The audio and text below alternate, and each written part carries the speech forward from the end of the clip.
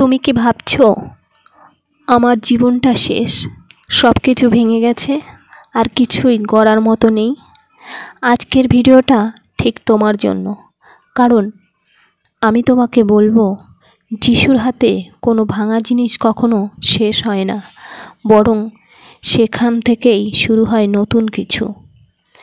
একবার ভাবো, একটি ভাঙা মাটির পাত্র হয়তো কেউ ফেলে দিয়েছে, কিন্তু একজন কুমোর তিনি সেটা নেন এবং নতুন করে গড়েন আরও সুন্দর একটি পাত্র। ঈশ্বরও তেমনি একজন। আমরা যখন ভেঙে যাই, সম্পর্ক ভেঙে যায়, স্বপ্ন ভেঙে যায়, এমনকি আত্মবিশ্বাসটাও ভেঙে পড়ে, তখন তিনি বলেন, আমি আছি, আমি নতুন করে গড়ব। বাইবেলে বলা হয়েছে, যদি কেউ খ্রিস্টে থাকে, সে নতুন সৃষ্টিতে পরিণত হয়েছে। এই আয়াত আমাদের বলে, যিশু কেবল আমাদের ঠিক করেন না, তিনি আমাদের নতুন মানুষ করে তোলেন। ভাঙা কাজ কখনোই আগের মতো হয় না, কিন্তু প্রভু যিশু ভাঙা মানুষকেও এমনভাবে গড়েন যেন সে হয়ে ওঠে তার রাজ্যের সাক্ষ্য।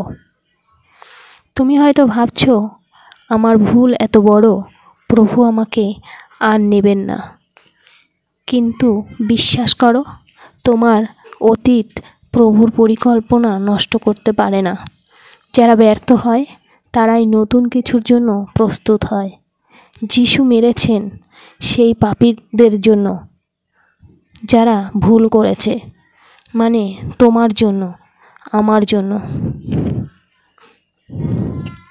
ভাবো, একটা ঘর পুরনো, ধুলোমাখা, জানলায় কাঁচ ভাঙা, কেউ সেখানে দাঁড়ায় না।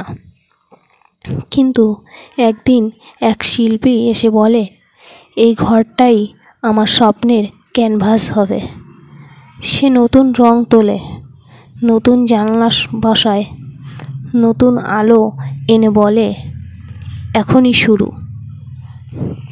প্রভু যিশু সেই শিল্পী। তিনি তোমার ভিতর সম্ভাবনা দেখেন যখন তিনি নিজেকেই হারিয়ে ফেলো। আজ তুমি যদি ভেঙে পড়ো, তাহলে সেটা তোমার শেষ নয়, সেটা তোমার নতুন শুরু। তুমি যেখান থেকে হেরে গেছো, ঠিক সেখান থেকেই যিশু জিতিয়ে তুলবেন। কেবল বলো, হে প্রভু, আমি ভাঙা, কিন্তু তোমার হাতে তুলে দিলাম নিজেকে।